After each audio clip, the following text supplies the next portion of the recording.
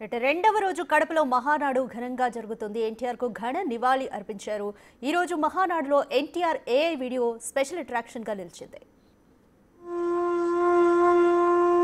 మహావేడుకల నింగి నేల పసుపుమయమై పరవశించేలా అంగరంగ వైభవంగా జరుగుతున్న మహానాడు పండుగ వేళ 10 కోట్ల తెలుగు తమ్ముళ్లకు, ఆడపడుచులకు, రైతన్నలకు, శ్రమజీవులకు, దేశ విదేశాల్లో తెలుగు కీర్తి పతాకాలుగా వెలుగొందుతున్న మన బిడ్డలకు వివిధ రంగాలలో తమ ప్రజ్ఞ పాఠవంతో తెలుగు తల్లికి సాంస్కృతిక, సాంకేతిక, సాహిత్య నీరాజనమిచ్చిన కళాకారులకు, మేధావులకు, శాస్త్రజ్ఞులకు, విఘ్నులకు, ముఖ్యంగా నా పసుపు జెండాను కుండెల మీద మోస్తున్న తెలుగుదేశం కార్యకర్తలకు నా హృదయపూర్వక నమస్సుమాంజలి.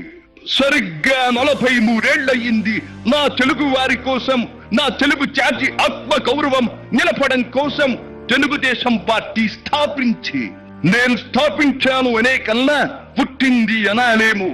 ఎందుకంటే ఆనాడు కార్మికుడి చెమట నుంచి, కర్షకుల రక్తం నుంచి, చాడిత పీడిత ప్రజల బాధ నుంచి పుట్టింది తెలుగుదేశం.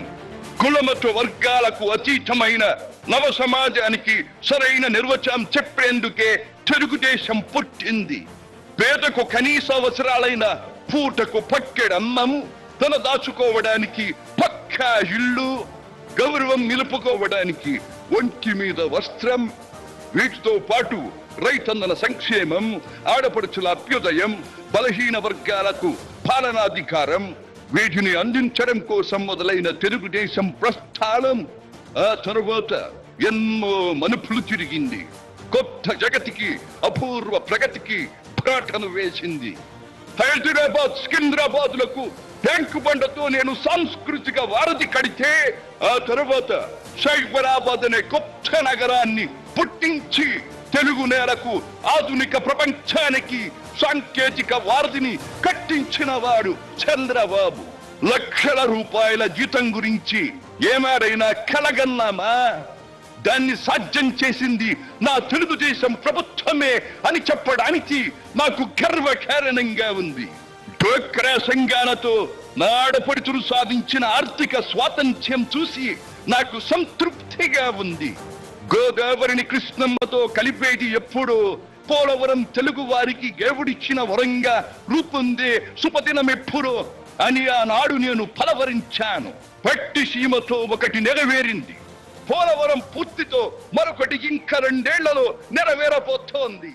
రెక్కలు ముక్కలు చేసుకున్న డొక్క సగం నిండని పేద ప్రజానీకారికి ఇంత ఆదరవు కల్పించడానికే ఆనాడు కిలో 2 రూపాయల బియ్యం పథకం పెట్టాను. అటువంటిది P4 కార్యక్రమంతో పేదకు పేదరికం నుండి విముక్తిని కలిగించి బంగారు కుటుంబంగా తీర్చిదిద్దే చంద్రబాబు ప్రణాళిక అహో అద్భుతం, మహాద్భుతం.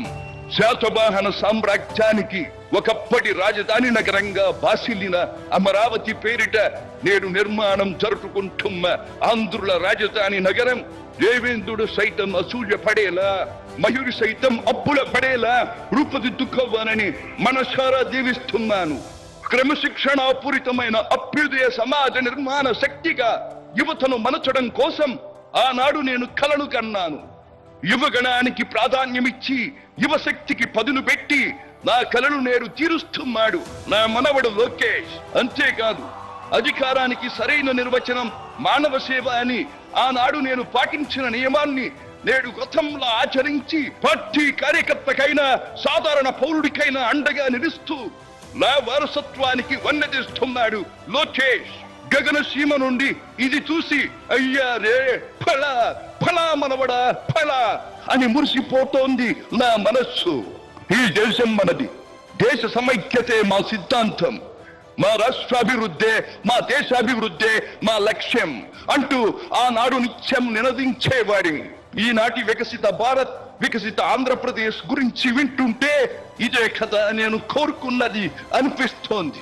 చివరిగా ఒక్క మాట, తెలుగు నేల నలు చెరుగుల పాడి పంటలతో, పారిశ్రామిక వికాసంతో పరవశించాలని తెలుగులాట ప్రతి ఇంట నిత్య వసంతాలు చెందాలని ప్రజల కోసం అంకిత భావంతో ప్రభుత్వం చేస్తున్న కృషి ఫలితం కావాలని ఆకాంక్షిస్తున్నాను.